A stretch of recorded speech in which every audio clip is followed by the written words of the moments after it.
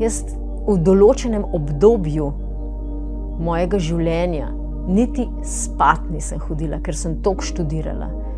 Od ajurvede, tradicionalne kitajske medicine, kineziologije, joge, kraniosakralne terapije, energijskih pristopov, energijske medicine.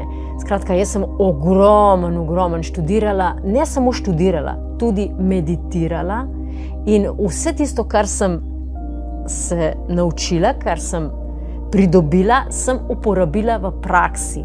To, kar je bilo zame koristno. In zdaj po tolikih letih lahko tako